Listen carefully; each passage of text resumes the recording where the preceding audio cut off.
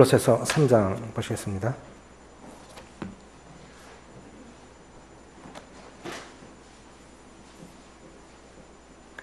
골로새서 3장 12절부터 17절까지 같이 읽겠습니다. 신약성경 327조 시작.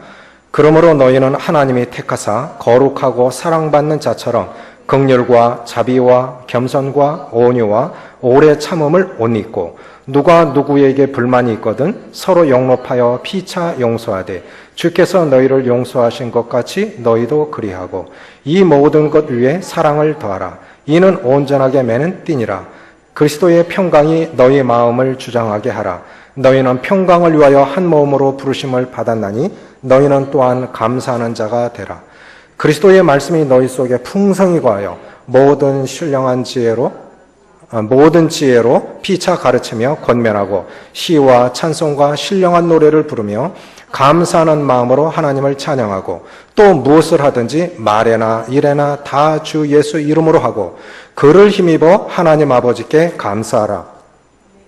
1장은 만물의 주 되신 그리스도, 2장은 믿음의 주 되신 그리스도, 3장은 생활의 주 되신 그리스도. 이제 적용 단계에 와 있습니다. 특별히 12절부터 17절까지 그리스도인 다움의 축복이라는 제목을 다뤄보겠습니다.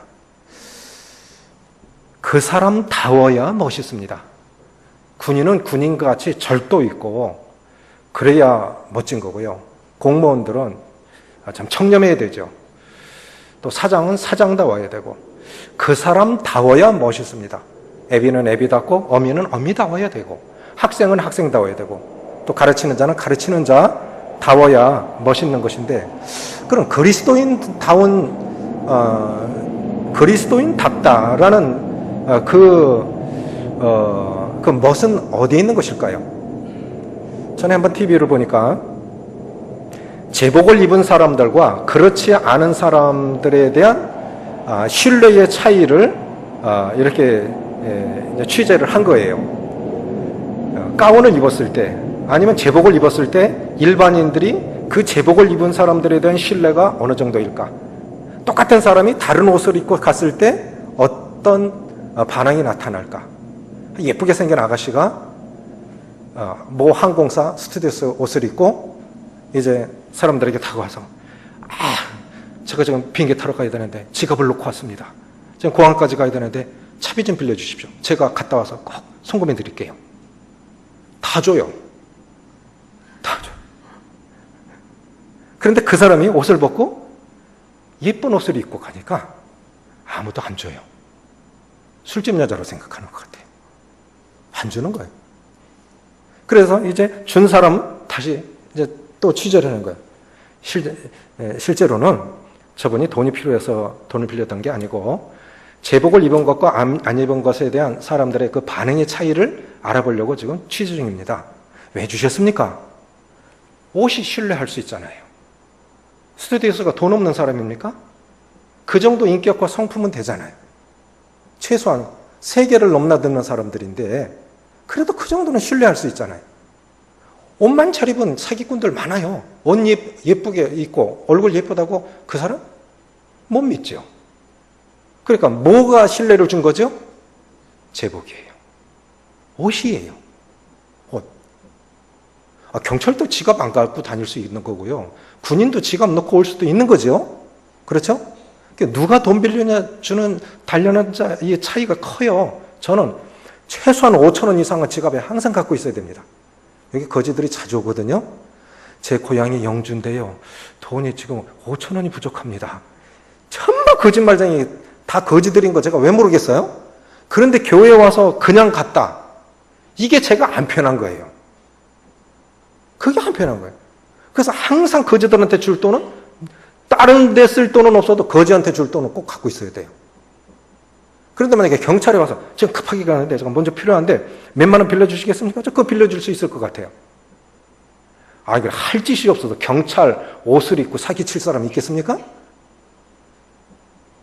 결국 뭐냐면 옷은 신분을 상징합니다. 그리스도인의 옷은 어떤 옷일까요? 그리스도인은 그리스도인다워야 멋있습니다. 그럼 우리가 입어야 할 옷은 무엇일까요? 9절 같이 읽습니다. 9절 시작. 너희가 서로 거짓말을 하지 말라. 옛사람과 그 행위를 벗어버리고. 우리가 그리스도 밖에 있었을 때 이런 것들, 나쁜 것들, 우리가 이제 8절 이제는 너희가 이 모든 것을 벗어버리라. 곧 분앙과 노염과 악의와 비방과 너희 입에 부끄러운 말이라. 이런 것들을 이제 벗어버리고 옛사람과 그 행실을 벗어버리고 어떤 옷을 입어야 될까요? 12절 시작. 그러므로 너희는 하나님이 택하사 거룩하고 사랑받는 자처럼 긍휼과 자비와 겸손과 온유와 오래 참음을 옷 입고. 그래, 옛사람을 벗어버리고 새 사람을 입으라는데 여기 보면 오직 너희는 그러므로 너희는 하나님이 택하신 사람처럼 하나님께 택함 받은 사람처럼 또 이제 신분적으로 거룩해졌으니까 실제적인 삶도 거룩한 사람처럼 또 하나님께서 사랑하시는 자처럼 그렇게 보여지기 위해서 우리는 어떤 옷을 입어야 될까요? 그것이 자비와 긍휼과 겸손과 온유와 오래 참음. 이것이 실제로 주님이 사셨던 삶의 모습이 그거 아닐까요? 그 옷을, 그러나 제복을 입었다는 것과 제복을 입은 사람이 그 사람처럼 살아가는 것은 별개의 문제입니다. 경찰도 엉뚱한 짓 해갖고 구속되는 경우 있죠? 지금 그런 일 많이 일어나죠? 그게 뭡니까? 그게 목사 같지 않아요. 그리스도인이 그리스도인답지 않습니다. 그래, 옷은 신분을 상징하지만 그 신분처럼 그리스도인다움의 축복, 그것은 무엇일까? 그런 긍휼과 자비와 겸손과 온유와 오래 참음, 이것이 제복이라면 그 제복을 입었으면 이제 경찰 제복을 입었으면 경찰다운 삶을 살아야 존경받는 거죠. 그렇지 않겠습니까? 중요한 건 신분이 아니라 그 신분에 걸맞는 삶을 살아야 되는데 그럼 그걸 어떻게 해야 그렇게 살 수 있을까요? 그건 이런 것 같아요. 주님이 추구하셨던 삶의 모습을 따라가면 됩니다. 주님이 추구하셨던 삶은 두 가지입니다. 13절, 14절 시작. 누가 누구에게 불만이 있거든 서로 용납하여 피차 용서하되 주께서 너희를 용서하신 것 같이 너희도 그리하고 이 모든 것 위에 사랑을 더하라. 이는 온전하게 매는 띠니라. 주님이 추구하셨던 삶은 용서와 사랑입니다. 결국 그것이 십자가에서 나타난 것 같아요. 용서와 사랑. 주님이 십자가에서 저들이 하는 것을 알지 못하니 저들을 용서해 주십시오. 끝없이 용서하는 것. 그 용서와 이 모든 것 위에 사랑을 더하라. 그런데요, 여기 보면 이제 요 세 번역에는 누가 누구에게 불만이 있거든. 전 이건 진짜 이 번역에 불만이 있어요. 제가 이 세 번역 보면서 불만이 참 많습니다. 공동 번역만 못한 것들이 참 많아요. 전에는 공동 번역 생각나십니까? 뭡니까? 혐의가 있거든 그랬어요. 근데 그게 더 정확해요. 혐의가 있거든. 그건 사실이라는 거예요. 물증이 있다는 거예요. 그런 잘못한 물증이 있음에도 불구하고 용납하라는 겁니다. 불만하고는 이게 다른 거예요. 그러면 흠정형에는 이렇게 나와 있습니다. 잘 들어보세요. 누가 누구와, 저는 이제 흠정형, 킴 제임스 버전으로 제가 읽어볼 테니까 성도님들은 세 번역으로 보세요. 누가 누구와 다툴 일이 있거든 서로 참고 서로 용서하되 주께서 너희를 용서하신 것 같이 너희도 그리하며. 조금 다르죠? 그렇죠? 불만이 있는 것과 다투는 건 다르죠? 실제로는 다툰 거예요. 누가 누구와 다툴 일이 있거든 서로 참으며 서로 용서하되. 그래서 주님이 추구하셨던 삶은 용서하는 거예요. 두 번째는 끊임없이 사랑하는 겁니다. 그러면 이 그리스도인이 주님처럼 살 수 있는 비결이 뭘까? 그럼 그 용서의 삶, 사랑의 삶을 가능하게 하는 것. 그리스도인은 그리스도를 닮고 그리스도를 따라하는 사람들 아닙니까? 오늘은 비행기 참 많이 뜨네요. 그러면 우리는 어떻게 하면 그리스도와 같은 삶을 살 수 있을까요? 그리스도인 다움의 축복. 여기서 세 가지가 나오는데 첫째 15절입니다. 시작. 그리스도의 평강이 너희 마음을 주장하게 하라. 너희는 평강을 위하여 한 몸으로 부르심을 받았나니 너희는 또한 감사하는 자가 되라. 그래서 그리스도 주님께서 추구하셨던 용서와 사랑의 삶, 우리도 닮으려면 첫 번째, 주님의 평강이 내 마음을 다스려 주시기를 그렇게 노력하고 그렇게 훈련하는 것이 필요한 것 같아요. 자, 누가 용서하라 했죠. 끝없이 용서하라 했죠. 근데 내 마음으로는 용서한 것 같은데, 근데 세월이 지난 후에 보면 용서가 안 돼 있어요. 그렇죠?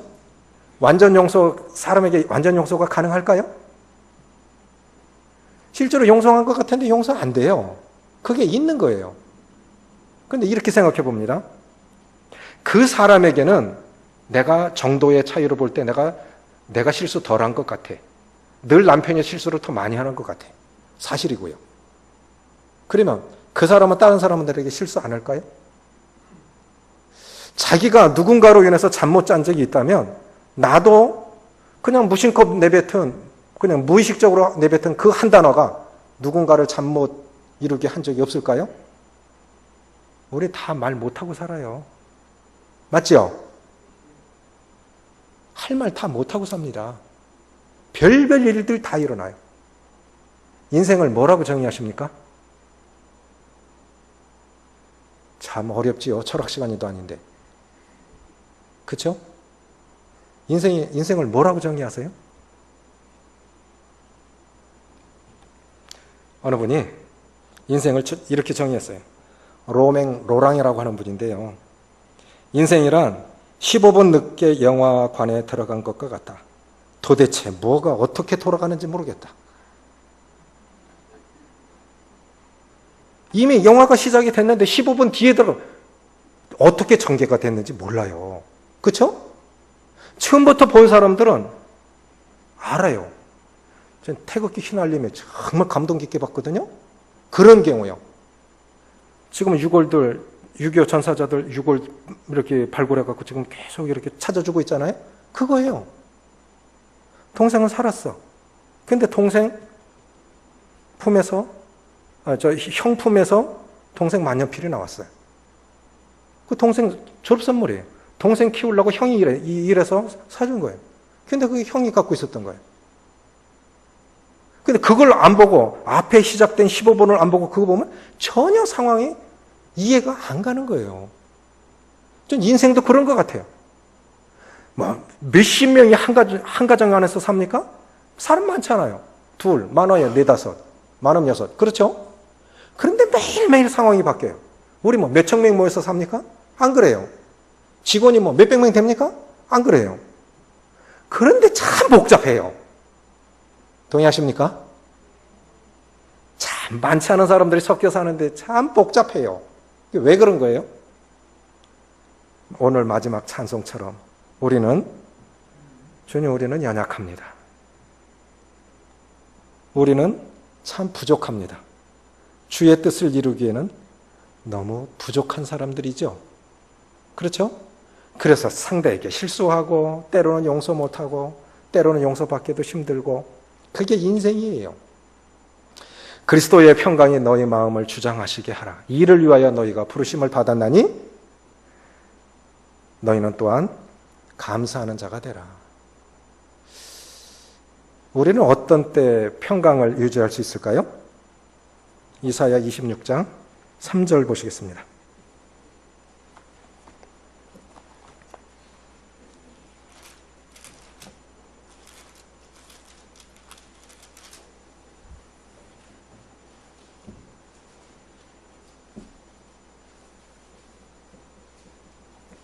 (26장 3절) 같이 읽겠습니다. 시작.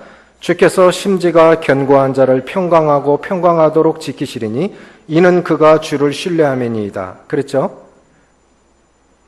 평강의 평강으로 인도하시리니 이런 평강하고 평강하도록. 그러면 제가 이번에 또 이 흠정역 킴제임스 버전을 한번 읽어드려 볼게요. 성도님들은 이번 번역을 보십시오. 주께서 생각을 주께 고정시킨 자를, 조금 다르죠? 주께서 생각을 주께 고정시킨 자를 완전한 평강으로 지키시리니 이는 그가 주를 신뢰하기 때문입니다. 아멘이십니까? 생각을 주님께 완전히 고정시키면 이해 안 갈 것도 없어요. 또 이해 안 가더라도 괜찮아요. 그렇죠? 주님이 범사의 여호와를 인정하라고 하셨으니까 주님의 뜻이 있겠지. 지금 이해가 안 가는 거예요. 그냥 주님의 뜻이 있겠지. 생각을 주님께 완전히 주님께 고정시킨 사람에게는 완전한 평강이 있으리니. 저는 이 말씀 아멘 합니다. 이해 안 가요. 왜 그런 일이 일어나는지 모르겠어요. 경건한 사람이 더 빨리 주님께 부르심을 받고, 잘 사는 사람에게 어려움이 더 많이 오고, 왜 그러는지 이해가 안 가는 거예요. 나는 바로 가고 있는데 차가 나를 들이받는 거? 어떻게 설명할 거예요? 삼풍백화점이 무너졌을 때, 그 잘못해서 사람들이 죽은 건가요? 우리가 설명할 수 없는 일들이 세상에 많이 일어나잖아요? 생각을 주께 고정시킨 자에게는 완전한 평강이 있으리니 이는 그가 주를 신뢰하기 때문입니다. 그러면 이 평강은 어디서 오는 겁니까? 생각을 주님께 고정시키면, 주님의 주재권을 인정하면 그 모든 것 속에 평강이 임하리라고 믿습니다. 그래서 우리가 주님처럼 용서와 사랑의 삶을 살 수 있는 것, 첫째, 그리스도의 평강이 내 마음을 다스려 주셔야 돼요. 그리스도의 평강이 내 마음을 다스려 주셔야 돼요. 그게 첫 번째 수단입니다. 두 번째는 16절입니다. 16절 시작. 그리스도의 말씀이 너희 속에 풍성히 거하여 모든 지혜로 피차 가르치며 권면하고 시와 찬송과 신령한 노래를 부르며 감사하는 마음으로 하나님을 찬양하고. 그리스도인의 성공적인 삶의 비결. 주님처럼 살기 위한, 그리스도인이 그리스도인답게 살 수 있는 그리스도인의 성공적인 삶의 비결, 평강과 더불어 두 번째는 하나님의 말씀을 어떻게 삶 속에 적용할 것인가를 적용할 수 있는가에 대한 여부에 달려 있습니다. 그리스도의 말씀, 하나님의 말씀을 어떻게 삶 속에 적용할 거냐. 여러분이 그렇게 말씀하셨어요. 나와 하나님 사이의 거리는 실제로 말씀의 거리 차이다. 하나님과 내가 참 가깝다라고 느낀다면 그 사람은 말씀과 가까이 있는 거예요. 동의하세요? 하나님과 가깝다는 태초에 말씀이 계시니 이 말씀은 곧 하나님이시라. 말씀이 하나님이신 거예요. 자, 우리가 편지를 받으면 종이 위에 써있는 문자지만 그게 인격입니다. 그게 생명입니다. 그렇죠? 말씀은 곧 하나님이신 거예요. 그리고 하나님과 나와의 거리는 말씀과 나와의 거리와 비례합니다. 그러니까 하나님의 말씀을 어떻게 삶 속에 적용할 것인가에 의해서 주님을 닮아가고 따라가는 것이 결정난다 이거죠. 그래서 그리스도의 말씀이 너희 속에 풍성히 거하여 라고 했을 때 그 거하여라는 뜻이요, 편하게 자리 잡다라는 뜻입니다. 편하게 자리 잡다. 여인들이 잉태 못하는 사람들 보면요, 착상이 안 돼요. 이게 착상이 안 되니까 인공수정하지요. 다른 데서 착상시켜서 갖다 넣어주는 거예요. 이게 뭐냐면 말씀이 내 속에 편하게 자리 잡을 때 하나님을 사랑하는 마음, 순종하는 마음, 그게 없으면 자리 못 잡아요. 말씀을 순종하려고 하는 의지가 필요해요. 순종하는 의지. 그리고 주님을 사랑하는 마음. 그랬을 때 말씀이 내 속에 편히 거할 수 있다고 그렇게 생각이 되집니다. 주님 보십시오. 40일간 금식하신 후에 사단에게 심판을 받으셨습니다. 시험을 받으셨습니다. 이 돌이 떡덩이가 되게 하라. 주님이 그거 하실까요? 못 하실까요? 그거 못 하실까요? 아무것도 아니에요. 그런데 사탄이 시켜서 하는 거? 그건 사탄한테 지금 끌려가고 있는 거죠. 이 돌이 떡덩이가 되게 하라. 기록되었으되 사람이 떡으로만 사는 것이 아니요 하나님의 입으로는 모든 말씀으로 사는 것이니라. 또 두 번째 무엇이 배웠습니까? 뛰어내리라. 그래서 주님이 또 기록되었으되 주 너의 하나님을 시험하지 말라. 나한테 경배하라. 이거 모든 거 다 줄 거다. 주 너의 하나님만 섬기고 그에게 복종하라. 그러셨죠? 주님도 말씀을 인용해서 시험과 유혹을 이기셨다면 우리가 유혹을 이길 수 있는 것, 시험을 이길 수 있는 것 말씀밖에 없어요. 우리 약합니다. 아무리 강하다고 해도요, 다윗도 넘어졌죠. 그렇게 훌륭한 성군 다윗도 넘어졌죠. 우리는 볼 것도 없어요. 실제로 큰 소리 치고 나면 넘어집니다. 그래서 저는 자주 말씀드리지만요, 말 함부로 하지 마세요. 비판하지 마시고 판단하지 마세요. 이렇게 들어보면 저 사람 지난날 그렇게 살았으면서 그런 말 하네? 그것이 나에게 적용 안 돼도 내 자녀에게 적용될 수 있고 내 교회에 적용될 수 있고 내가 그렇게 안 살았을지라도 나하고 관계된 사람이 그렇게 살 수도 있고 그게 내 교회에 관계될 수도 있는 거예요.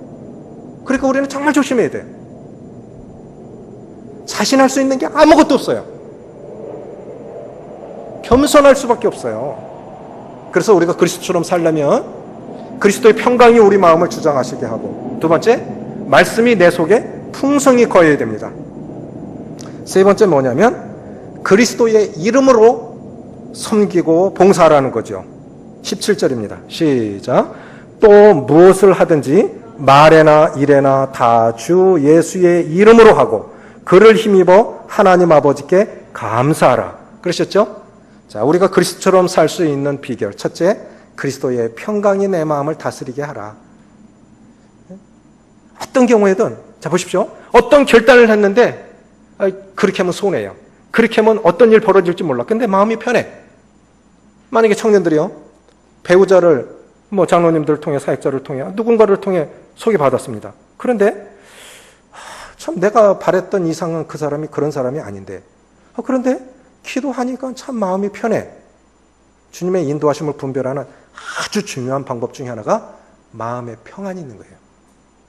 성령께서 마음을 참 편하게 하세요.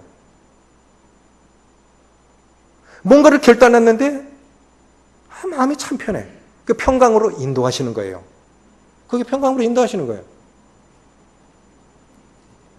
그래서 우리가 그리스도를 따라가는 그리스도인다운 그런 성공적인 삶을 살아가려면, 용서와 사랑의 삶을 살아가려면, 첫째, 그리스도의 평강이 내 마음을 다스려 주셔야 되고, 두 번째는 뭡니까? 말씀이 내 속에 풍성히 거해야 됩니다. 세 번째는 뭡니까? 주 예수의 이름으로 하는 겁니다. 무엇을 하든지 말에나 일에나 그리스도의 이름으로 하고, 이 말씀을 말에나 일에나 주 예수의 이름으로 하고, 어느 분은 이것을 참 재미있게 번역하셨어요. 이게 뭐냐면 주님이 우리에게 주님의 인감도장을 우리에게 맡기셨다는 거래요. 인감도장을 우리에게 맡기신 거라고요.